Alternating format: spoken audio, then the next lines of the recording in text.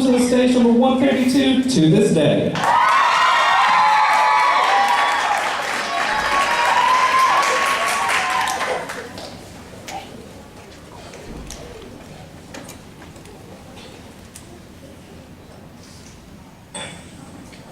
Surrounded by people who used to say that rhyme about sticks and stones.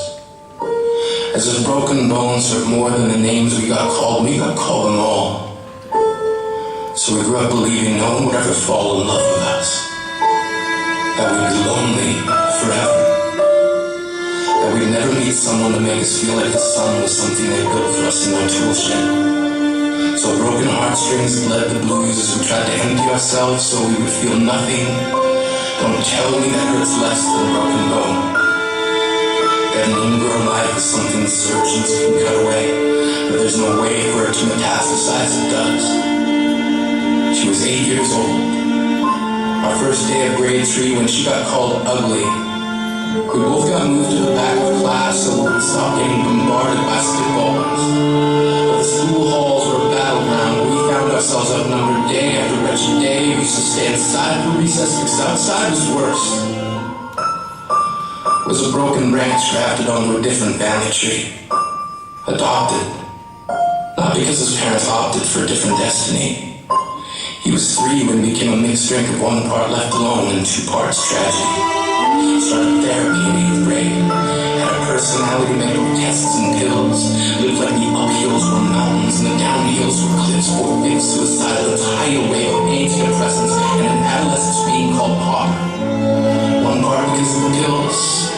99 parts because of the cruelty. He tried to kill himself in grade 10 and the kid who could still go home to mom and dad had the audacity to tell him, get over it. As if depression is something that can be remedied by any of the contents found in a first aid kit. To this day, he's a stick of TNT lit from both ends. Could describe to in detail where the sky bends in the moment before it's about to fall. And despite an army of friends who all call him an inspiration, he remains a conversation piece between people who can't understand. Sometimes being drug-free has less to do with addiction and more to do with sanity.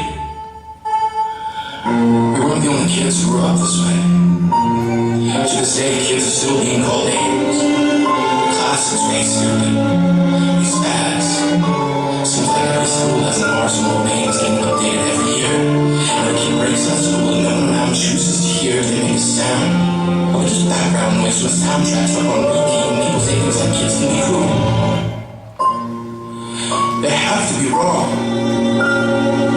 Why else would we still be here? Grew up learning to cheer on the underdog because we see ourselves in that. We stem from a root planted in the belief that we are not what we were called. We are graduating next from the class that we made it. Now the faded echoes of voices crying out names will never hurt me. Of course, they did. I'm not the only kid who grew up this way.